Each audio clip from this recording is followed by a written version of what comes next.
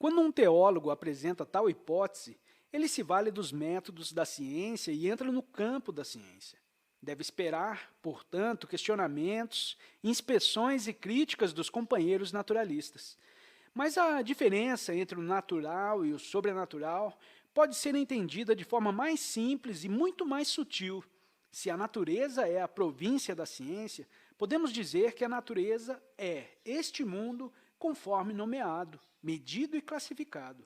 A natureza é um mundo em que o pensamento foi analisado e alinhado em grupos chamados coisas. Como vimos, ela deu uma identidade às coisas ao nomeá-las. Distingue movimento de imobilidade, comparando algo que se move rapidamente com algo que se move devagar, embora ambos se movam. Assim, todo o mundo da natureza é relativo e produzido por pensamento e comparação. A cabeça é diferente do pescoço. De verdade? Por que não poderíamos ter feito a coisa chamada cabeça incluir a coisa chamada pescoço, assim como inclui o nariz? É uma convenção de pensamento que a cabeça e o pescoço sejam duas coisas em vez de uma. Nesse sentido, os metafísicos antigos estão perfeitamente certos ao dizer que todo o universo é um produto da mente.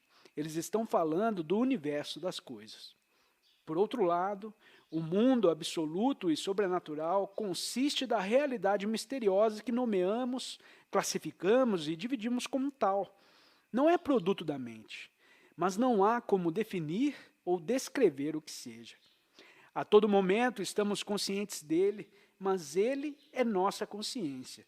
Sentimos e percebemos esse mundo e ele é nossos sentimentos e percepções. Ainda assim, tentar conhecê-lo e defini-lo é como tentar fazer uma faca se cortar. O que é isso? É uma rosa, mas uma rosa é um som. O que é um som? Um som é o impacto de ondas de ar no tímpano. Então, uma rosa é o impacto das ondas de ar no tímpano? Não, uma rosa é uma rosa. É uma rosa, é uma rosa e é uma rosa. Definir é apenas fazer uma correspondência, um a um, entre grupos de dados de sentido e som. Mas como sons são os dados de sentido, a tentativa é inevitavelmente circular. O mundo real, que fornece tanto os dados quanto os órgãos com os quais assimilá-los, continua incompreensivelmente misterioso. Desse ponto de vista, não temos dificuldade em entender algumas escrituras antigas. O Dhammapada, uma coleção de ditos de Buda, começa assim: tudo o que existe é o resultado do que pensamos. É encontrado nos nossos pensamentos e é feito dos nossos pensamentos. Essa é, na verdade, a mesma assertiva que abre o Evangelho de São João. No princípio era o Verbo, e o Verbo estava com Deus. E o Verbo era Deus. Tudo foi feito por ele, e sem ele nada foi feito. Através dos pensamentos ou palavras mentais, distinguimos ou fazemos coisas. Sem pensamentos, não há coisas, apenas realidade indefinida. Se quisermos ser poéticos, podemos ligar essa realidade indefinida com o Pai, porque é a origem ou a base das coisas. Podemos chamar o pensamento de filho da mesma substância que o Pai. O Filho por quem todas as coisas foram feitas. O Filho que precisa ser crucificado para que vejamos o Pai. Assim como devemos olhar para a realidade sem palavras para vê-la como é, em seguida o Filho se ergue dos mortos e retorna para o céu. E da mesma forma, quando vemos a realidade como ela é, estamos livres para usar o pensamento sem que ele nos faça de bobos. Ele volta para o céu no sentido em que reconhecemos como parte da realidade e não como algo que fica fora dela.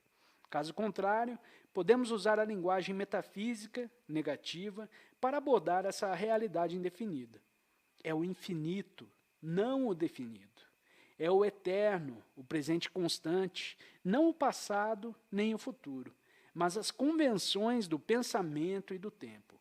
É o imutável, no sentido em que a ideia de mudança não passa de outra palavra, outra definição que a realidade chamada mudança ultrapassa. Obviamente, se todo movimento é relativo, não existe movimento absoluto. Não teria sentido dizer que todos os corpos do universo se movem uniformemente a 10.000 quilômetros por minuto, pois a palavra todos exclui qualquer outro corpo em relação ao qual eles poderiam se mover. A linguagem metafísica é negativa porque está tentando dizer que as palavras e as ideias não explicam a realidade. Não está tentando nos persuadir de que a realidade seja algo como uma massa sem limites de geleia transparente. Não trata de abstrações impalpáveis, mas desse mundo aqui, onde nós vivemos. Essa experiência que chamamos de coisas, cores, sons, cheiros, gostos, formas e pesos, não é em si coisa nenhuma, forma nenhuma, número nenhum, nada, a não ser no momento em que a contemplamos. Estamos, portanto, encarando Deus que doutrinas tradicionais chamam de realidade sem limite, sem forma, infinita, eterna, indivisa, impassível e imutável. O absoluto por trás do relativo, o significado por trás dos pensamentos e das palavras. Naturalmente, o significado não tem significado algum, porque ao contrário das palavras, não tem significado, mas é significado. Por si só, uma árvore não tem significado, mas é o significado da palavra árvore. É fácil ver que esse tipo de linguagem, seja em forma religiosa ou metafísica, pode levar a todo tipo de mal-entendido. Pois quando a mente está dividida e o eu quer ir embora da experiência presente, toda noção de mundo sobrenatural se torna seu esconderijo secreto. O eu está resistindo a uma mudança infeliz e então se apega ao absoluto imutável, esquecendo que esse absoluto também não é fixo. Quando a vida fornece uma experiência pesada, o eu só pode passar por ela com a garantia de que faz parte do plano de um amável Deus Pai.